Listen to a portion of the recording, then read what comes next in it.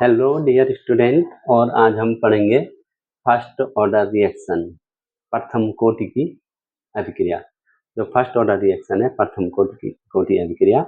और कल के वीडियो में हमने शून्य कोटि अभिक्रिया के बारे में पढ़ा। तो अब आपको कोटि से संबंधित चीजें पता हो गई कि कोटि किसे कहते हैं।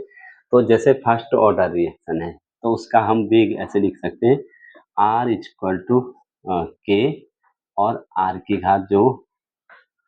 घात जो n होती है वो कोटि होती है। और यहाँ पे हम एक लिख भी सकते हैं और नहीं भी लिख सकते। किसी अभिकारक की अगर सांद्रता की घात यहाँ पे नहीं लिखी हुई है तो इसका मतलब उसकी घात 1 है, और अगर आप चाहें तो 1 भी लिख सकते हैं। तो यहाँ पे n का मान क्या होता है, n इक्वल टू 1। प्रथम कोटि की अभिक्रिया के लिए जो n का मान होता है वो 1 होता है। तो इसकी जो डेफिनेशन होती है, आप डेफिनेशन ऐसे भी बना सकते हैं, R is directly proportional to small r जो है 1।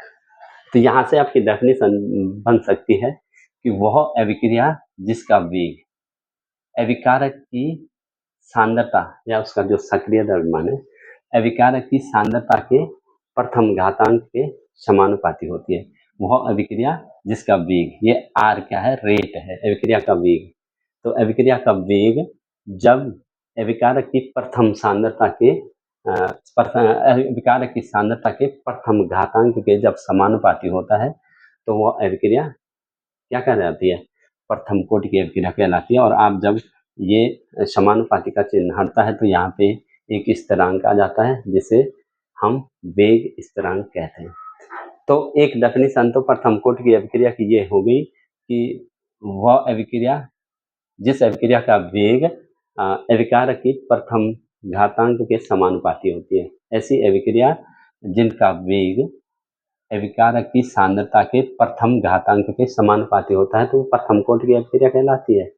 और दूसरी डेफिनेशन आपकी ये बन सकती है कि जैसे हमने शून्य कोटि में बताई थी, ऐसे प्रथम कोटि में भी कि वह अभिक्रिया जिसमें अभिकारक अणुओं की अभिकारक के अणु एक भी हो सकते हैं, दो भी हो सकते हैं।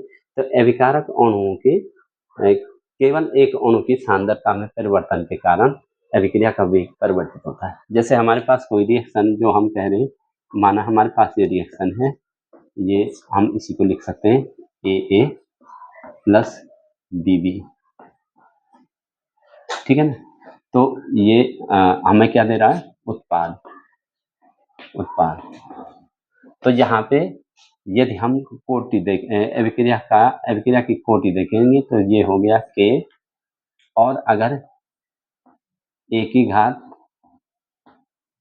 1 है और B की घात क्या है, 0, तो यहाँ पे केवल एक अभिकारक A की सांद्रता में जब हम परिवर्तन कर रहे हैं तो अभिक्रिया का वेग परिवर्तित हो रहा है, और जब B की सांद्रता में परिवर्तन से अभिक्रिया के वेग पे कोई फर्क नहीं पड़ रहा है, कोई अंतर नहीं पड़ रहा है, तो केवल एक अभिकारक की सांद्रता में परिवर्तन से यदि अभिक्रिया का वेग परिवर्तित हो रहा है तो उसको हम कहेंगे प्रथम कोटि की अभिक्रिया, क्योंकि इसका घातांक 0 है और इसका घातांक 1 है। तो यहाँ n बराबर क्या हो जाएगा, n बराबर 1 प्लस 0, तो n बराबर क्या हो जाएगा, 1।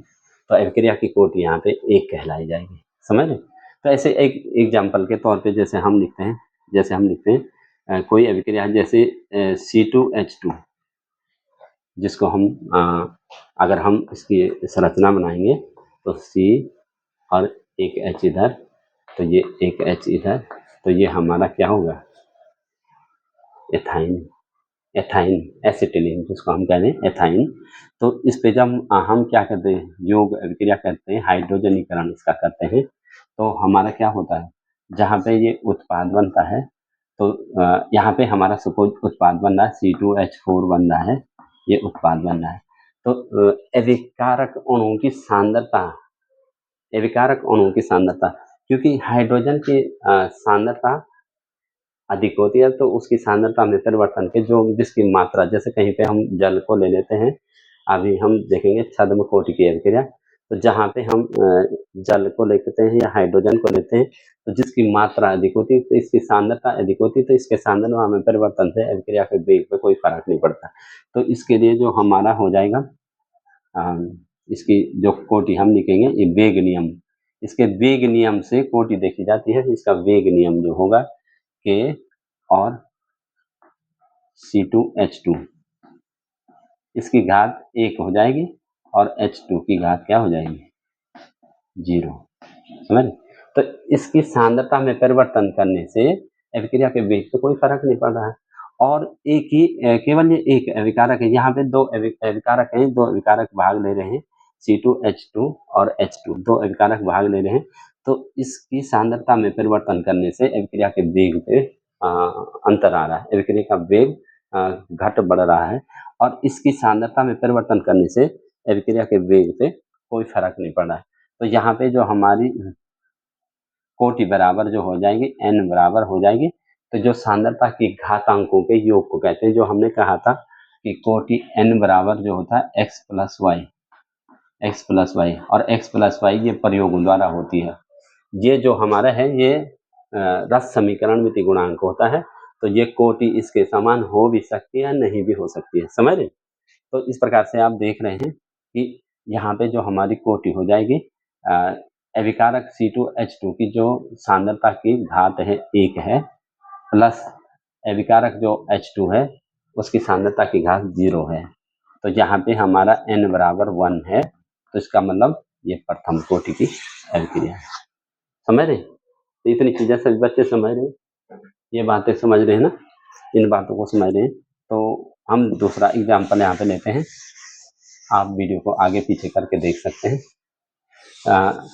प्रथम कोटि की अभिक्रिया के लिए। तो जो रेडियो एक्टिव जो अभिक्रिया होती हैं, रेडियो एक्टिव जो वियोजन होता है, तो वो सारी अभिक्रियाएं प्रथम कोटि की होती है। जैसे हम रेडियम, तो रेडियम 88 प्लस 226, और इसकी जब अभिक्रिया कराते हैं तो हमारा यहाँ पे बनता है हीलियम का एक अणु निकलता है 2He4 प्लस यहाँ पे रेडोन, तो 2 ये निकल गया, तो ये हो गया 86, और 4 ये निकल गया, तो ये हो गया 222। तो रेडियो एक्टिव जो विघटन होता है ये है रेडियो एक्टिव जो है एक्टिव जो विघटन वाली जो अभिक्रिया है, डिसोसिएशन वाली जो विघटन वाली जो अभिक्रियाएं होती हैं, ये सारी क्या होती हैं, ये प्रथम कोटि की अभिक्रिया होती है। ये फर्स्ट ऑर्डर रिएक्शन होती है, प्रथम कोटि अभिक्रिया। समझ रहे ना? ठीक है, तो ये प्रथम कोटि की अभिक्रिया होती है। और इसमें क्या होता है, इसमें रेडियम का जब रेडियो एक्टिव जो विघटन इसका होता है, तो इसमें एक अल्फा कण बनता है, हीलियम परमाणु बनता है, और उसके बाद रेडोन 86 और 222, ये इसका एटॉमिक नंबर है, एटॉमिक मास है। तो ये अभिक्रिया अभी क्या होती है, रेडियो एक्टिव जो विघटन वाली जो भी जितनी भी अभिक्रिया होती है वो सारी प्रथम कोटि होती है। ये भी आपके लिए एक क्लू है, समझ रहे? और इस प्रकार जो हम कह रहे हैं कि जो शर्करा का प्रतिलोमन जो होता है, जैसे हमारे पास है C12 H22O11, C12H22O11, ठीक है ना? तो यहाँ पे ये इसका जो प्रतिलोमन होता है, तो यहाँ पे हमें ग्लूकोज और फ्रुक्टोज के दो अणु मिलते हैं, C6H12O6 प्लस C6H12O6।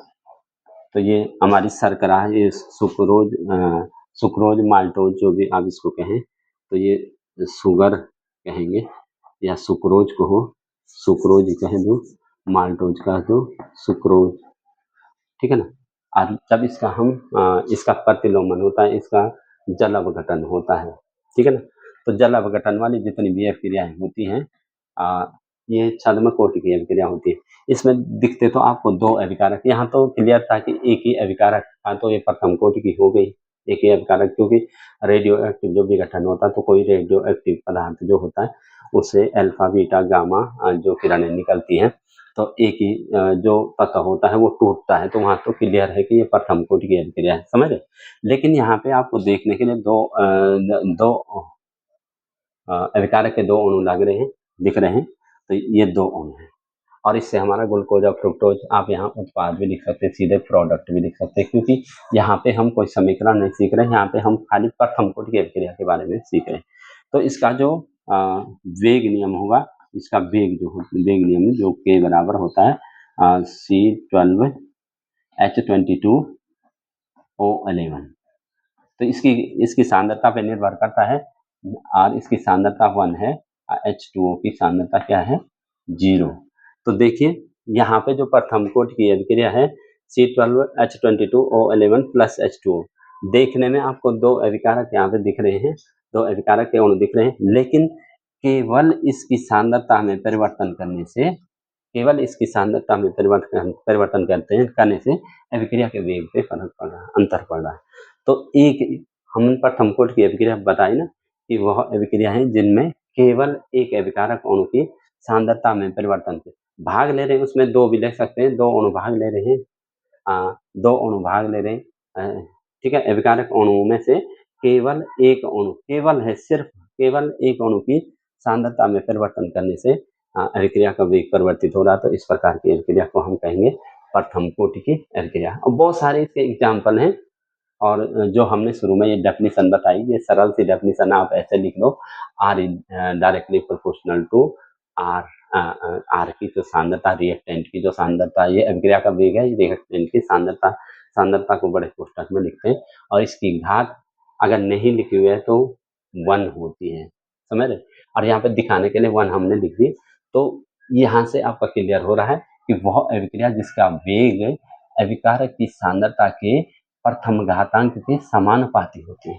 तो यहाँ से आपकी डेफिनेशन बन रही, अगर वहां से नहीं बनती है तो यहाँ से आपकी डेफिनेशन बनती है कि ऐसी अभिक्रिया जिसमें अभिकारक अणुओं में से केवल एक अणु की सांद्रता में परिवर्तन करने से अभिकारक के वेग में परिवर्तन हो रहा है, तो वो प्रथम कोटि की अभिक्रिया कहलाई। आप इन चीजों को नोट भी करते रहेंगे। और अब हम देखेंगे प्रथम कोटि की अभिक्रिया के लिए समाकलित वेग समीकरण। इसके लिए हम लिखेंगे समाकलित वेग समीकरण। प्रथम कोटि की अभिक्रिया के लिए समाकलित वेग समीकरण।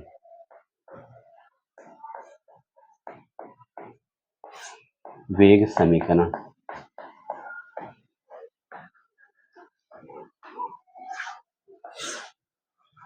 कल के वीडियो में हमने शून्य कोटि की अभिक्रिया के लिए बताया था, तो शून्य कोटि की अभिक्रिया के लिए हमने समाकलन किया था, तो लिमिट उचित सीमाओं में किया था, उसका जो समाकलन किया था हाई लिमिट और लोअर लिमिट, है ना, लोअर लिमिट हाई लिमिट लगा के किया।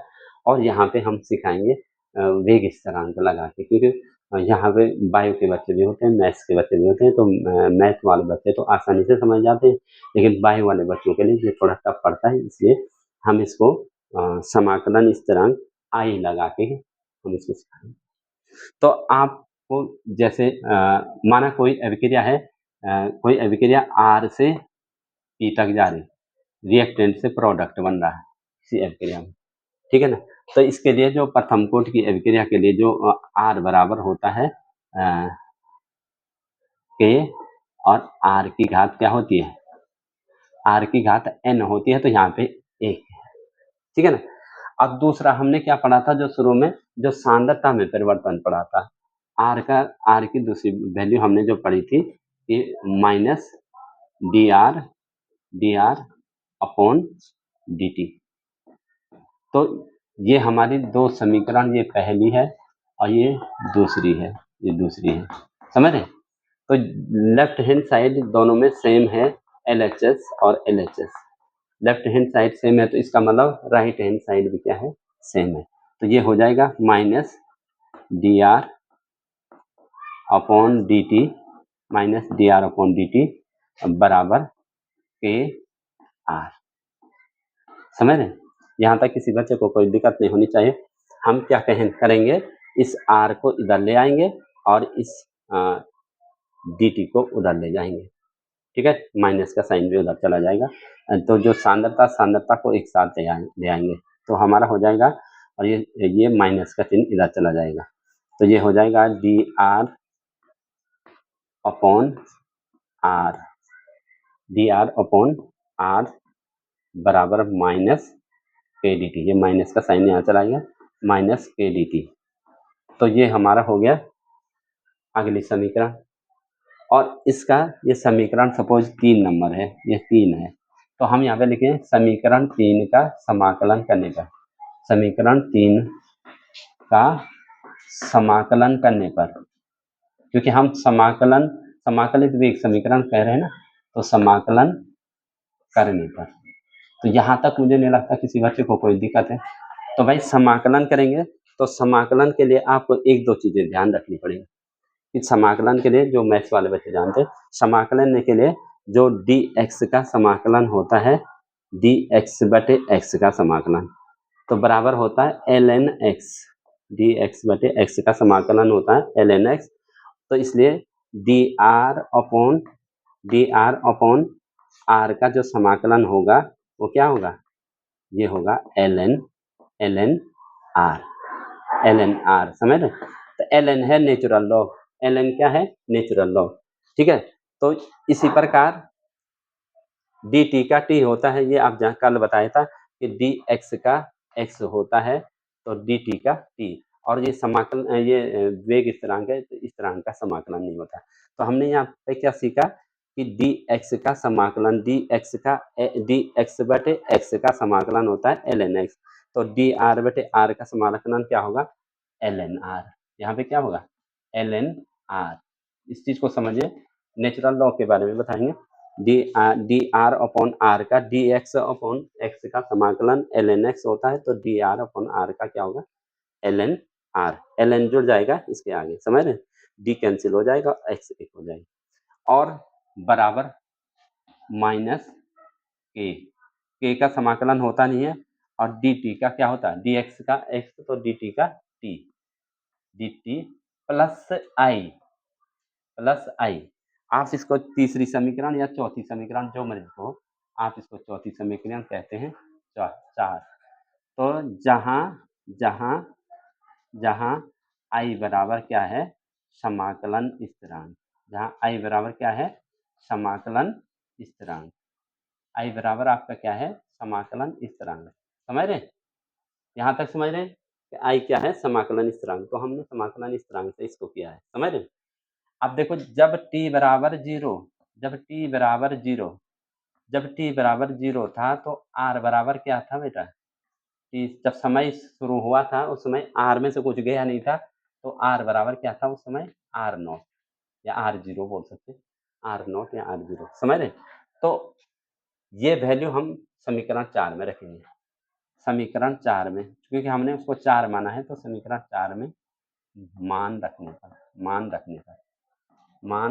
पर, तो ये मान रखना है, टी की जगह 0 रखना है, आर की जगह आर नॉट लिखना है। समझ रहे? तो यहाँ इसको मिटा दें, तो यहाँ पे हमारा हो जाएगा l n r naught, r की जगह हम आर नॉट लिखेंगे, क्योंकि जब टी बराबर समय 0 था तो उस समय आर बराबर आर नॉट था, तो यहाँ टी की जगह 0 रखेंगे, एल एन आर की जगह एल एन आर नॉट रखेंगे। समझ रहे? तो बराबर माइनस के, टी क्या था 0, के इंटू 0 प्लस आई।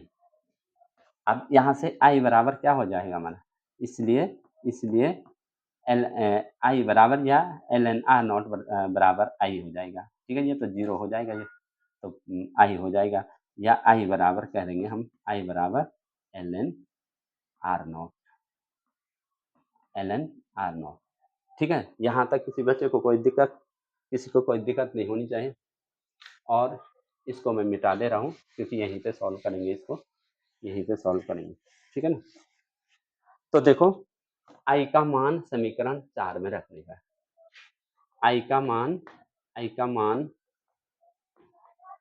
समीकरण समीकरण 4 में रखने पर, 4 में रखने पर। तो जब आई का मान हम समीकरण 4 में रखते हैं तो आई की जगह हमने ये लिखना है ln r नॉट। तो ये हो जाएगा हमारा ln r बराबर माइनस के टी प्लस आर नॉट, क्योंकि आई की वैल्यू हमने निकाल दी आर नॉट, आई की value r naught, ln r naught, sorry ln r naught, यहाँ पे भी ln आएगा, समझ रहे? तो ये ln r नॉट, समझ रहे? R naught. और जब हम के टी को आगे ले जाएंगे तो के टी को आगे ले जाएंगे तो ये हो जाएगा ln r not minus ln r, इसलिए के टी बराबर हो जाएगा ln r not minus ln r, ठीक है। और यहाँ पे एक लॉग का फॉर्मूला फिर आपको ध्यान रखना पड़ेगा, लॉग का फॉर्मूला यहाँ पे ध्यान रखना पड़ेगा, यहाँ पे लिख रहा हूँ, यहाँ पे लिख रहा हूँ, अगर बोर्ड पे दिख रहा है तो लॉग ए माइनस लॉग बी, लॉग ए माइनस लॉग बी बराबर होता है लॉग ए अपॉन बी।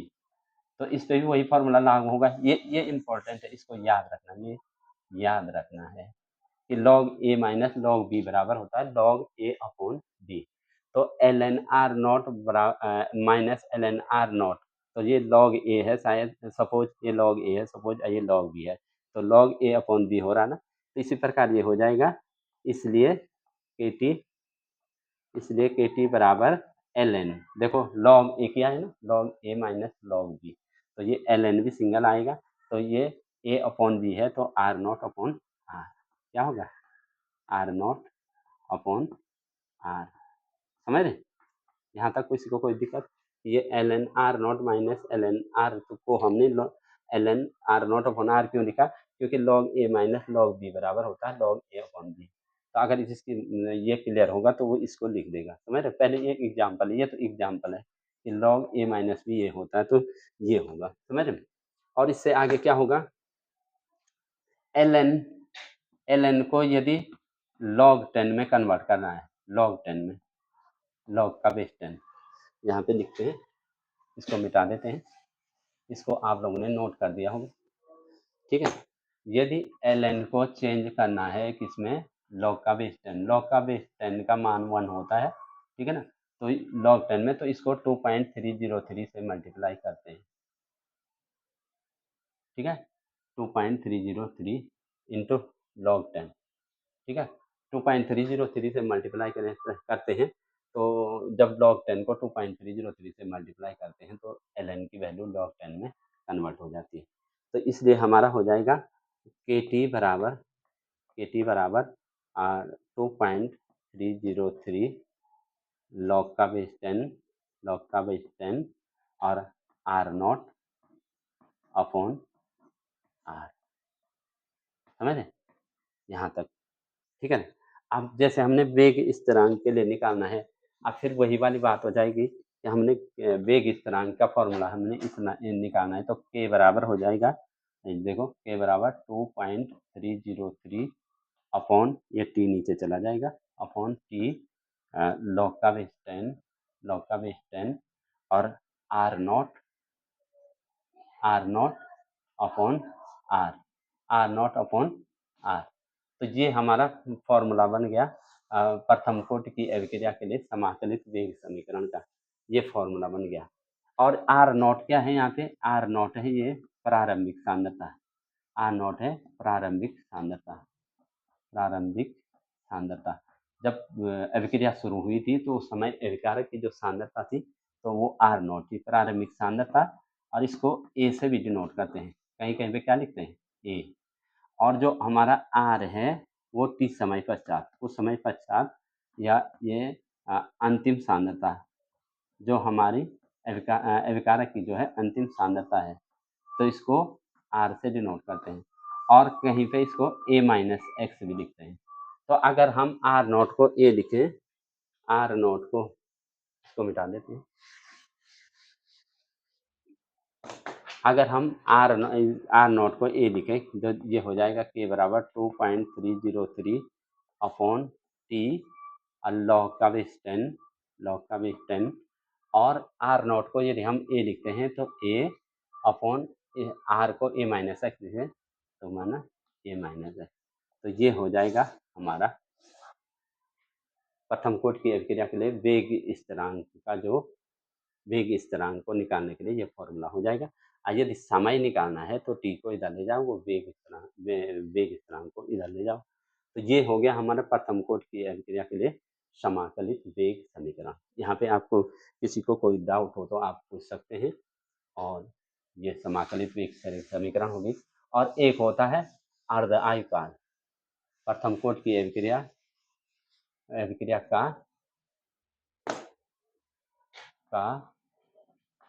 अर्ध आयुकाल, अर्ध आयुकाल, ठीक है ना। तो अर्ध आयुकाल को आप टी हाफ देखते होंगे लिखा हुआ, टी हाफ या टी 50% भी लिखा रहता है। जब कोई अभिक्रिया 50% पूर्ण हो जाती है, समझ रहे, दो तरीके से इसको डिफाइन कर सकते हैं कि कोई अभिक्रिया जब 50% पूर्ण हो जाती है तो उस अभिक्रिया का अर्ध आयुकाल कहते हैं। ये अभिक्रिया के परिप्रेक्ष्य में है। अगर अभिक्रिया में कहेंगे कि अर्ध आयुकाल क्या है, तो वह समय जब कोई अभिक्रिया 50% पूर्ण हो जाती है तो वह उस अभिक्रिया का अर्ध आयुकाल कहलाता है। लेकिन जब सांद्रता के बेस पे कहेंगे, अभिकारक की सांद्रता के बेस पे, तो वह समय जब कोई अभिकारक अपनी सांद्रता का ठीक आधा रह जाता है। उसकी प्रारंभिक सांद्रता कितनी थी, और जब प्रारंभिक सांद्रता का ठीक आधा रह जाता है तो उसे उस अभिकारक का अर्ध आयुकाल कहते हैं, ठीक है ना। तो जो जब देखो यहाँ पे हमारा जो है, आप जानते हैं कि जो आर नॉट है, आर नॉट है किसी अभिकारक का जो आर नॉट है तो वो उसकी प्रारंभिक सांद्रता है, प्रारंभिक सांद्रता है, जानते हो, प्रारंभिक सांद्रता आर नॉट है। और जब जब जब टी बराबर 0 था तो आर बराबर आर नॉट था, आर बराबर आर नॉट था, आर बराबर आर। जब टी बराबर है टी हाफ या टी 50, टी हाफ लिखा रहता है या टी 50 50, तो उस समय जो आर बराबर क्या हो जाएगा, आर बराबर जो आर टी भी लिख सकते हैं इसको ना, आर टी बराबर हो जाएगा r naught by two, r naught by two मैंने आधा हो जाएगा। अब इसको हम प्रथम कोटि की अभिक्रिया के समीकरण में लगाएंगे जो वेग स्थिरांक का है, के बराबर 2.303 अपॉन टी लॉग का बेस 10 और ए अपॉन ए माइनस एक्स। तो आर नॉट को हम कह रहे हैं कि ए भी लिख रहे हैं और इसको ए माइनस एक्स भी लिख रहे हैं, ये चीज़ भी समझा करो, समझ लो। इसको ए माइनस एक्स भी लिख रहे हैं जो आर टी है, समझ रहे, या आर है। तो यहाँ पे देखो ए बराबर तो ए ही है, ए बराबर तो ए ही है, लेकिन ए माइनस एक्स क्या है, a by two, a minus x है ए बाई टू। तो ये हो जाएगा हमारा के बराबर 2.303 अपॉन टी लॉग का बेस 10, ठीक है, ए अपॉन ए बाई टू, समझ रहे। तो ये आधा आधा वाली बात हो रही ना कि अर्धा युगाल ठीक आधा हो जाता है, तो ए कैंसिल हो जाएगा तो ये 2 ऊपर ऊपर चला जाएगा। तो ये हो जाएगा के बराबर 2.303 अपॉन टी लॉग का बेस 10 और ये 2 लॉग 2, ये 10 लॉग का बेस 10 का मान 1 होता है तो 2 से 1 गुणा तो 2 ही रहेगा, उससे कोई फर्क नहीं पड़ा।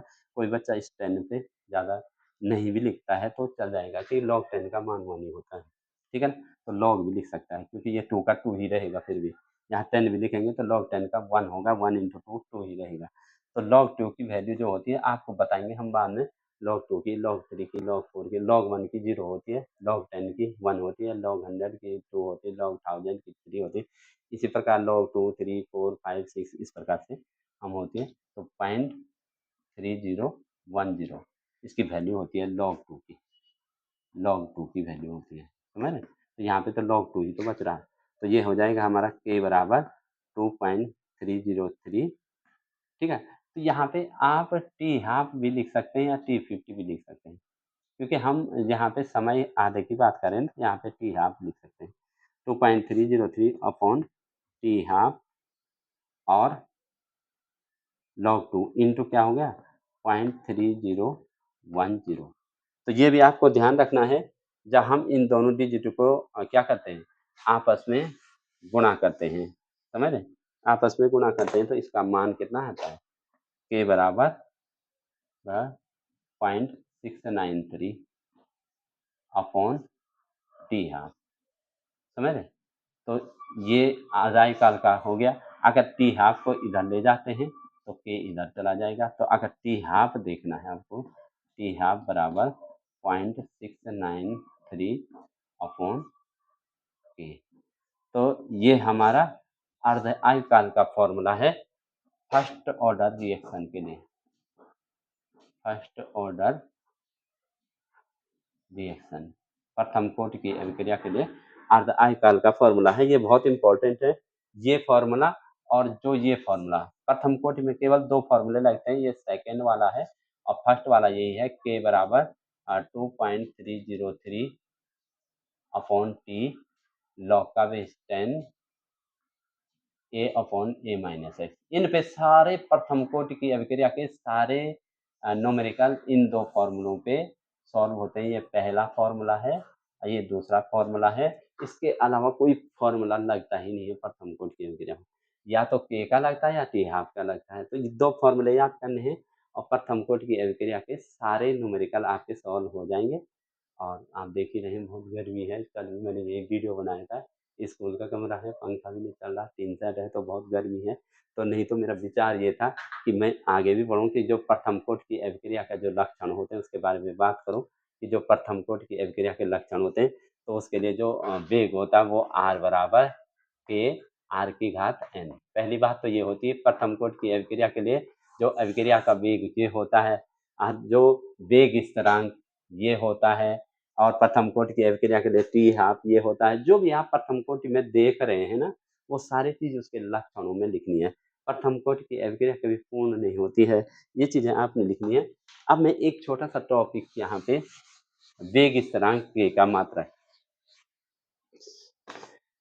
वेग स्थिरांक वेग स्थिरांक के का मात्रक ये ऑब्जेक्टिव में पूछा जाता है, के का मात्रक। तो इसके लिए मेन तो ये है कि जो मोल होता है, मोल में आपने लिखना है 1 माइनस एन और लीटर में लिखना है n माइनस 1 और सेकेंड इनवर्स। ये फॉर्मूला है वेग स्थिरांक की मात्रा का। अब इसमें जैसे शून्य कोटि के लिए करेंगे, शून्य कोटि अभिक्रिया के लिए करेंगे कोटि अभिक्रिया। तो भाई आप समझ रहे हैं शून्य कोटि अभिक्रिया की बात हो रही है तो n बराबर क्या है, n बराबर है 0। तो n बराबर 0 है तो भाई देखो एक में से 0 गया तो कुछ फर्क पड़ा, तो ये एक ही रहा ना। एक में से n का मान 0 है शून्य कोटि के लिए, तो एक में से n गया तो एक ही रहा, तो मोल में तो कोई फर्क ही नहीं पड़ा, मोल वैसे ही रहा। और लीटर में देखो 0 में से -1 गया, 0 में से -1 तो ये -1 ही रहेगा। Mole litre inverse second inverse. तो ये प्रथम कोटि की अभिक्रिया के लिए शून्य कोटि की, सॉरी कल के वीडियो में भी मैं बार शून्य कोटि के लिए प्रथम कोटि बोलता जा रहा था, हो जाता है थोड़ा मिस्टेक, लेकिन ये शून्य कोटि की अभिक्रिया है। और जो प्रथम कोटि की अभिक्रिया है, प्रथम कोटि अभिक्रिया मेन फॉर्मूला ये है, मेन फॉर्मूला तो ये है ना मेन। तो इसमें वैल्यू रखनी है एन की। जिसको ये मेन फॉर्मूला याद हो गया ना तो इसमें एन की वैल्यू रखनी है। तो शून्य कोटि, प्रथम कोटि, द्वितीय कोटि, तृतीय कोटि, जितनी कोटि आप करो सब हो जाएगा। प्रथम कोटि की अभिक्रिया के लिए जो देख क्या रहे हैं हम, वेग स्थिरांक के का मात्रक देख रहे हैं, के का मात्रक देख रहे हैं सबके लिए, क्योंकि ये बहुत बार पूछा जाता है। अब बच्चे इसमें बहुत कंफ्यूज रहते हैं, होता छोटा क्वेश्चन है लेकिन बहुत कंफ्यूज रहते हैं बच्चे। तो प्रथम कोटि की अभिक्रिया के लिए जो हो जाएगा बेटा n का मान हो जाएगा 1। अब देखिए बेटा 1 में से 1 जाएगा क्या हो, 1 में से 1 जाएगा क्या होगा 0। और यहाँ 1 में से 1 जाएगा तो ये भी कैंसिल हो जाएगा, ये भी कैंसिल हो जाएगा। यहाँ पे भी कुछ नहीं रहेगा, यहाँ पे भी कुछ नहीं रहेगा। देखो n का मान 1 है ना, तो एक में से एक गया 0 तो ये टर्म 0 हो जाएगा। यहाँ भी एक में से एक गया 0 तो बच क्या रहा है सिर्फ सेकेंड इनवर्स। क्या है? Second inverse. या अगर मिनट में दे रखा है तो मिनट इनवर्स, या आवर्स में दे रखा है तो आवर्स इनवर्स, जैसे आपका क्वेश्चन होगा उस हिसाब से होगा। पर जनरली सेकेंड इनवर्स ही होता है जो ऑब्जेक्टिव क्वेश्चन आते हैं उनमें।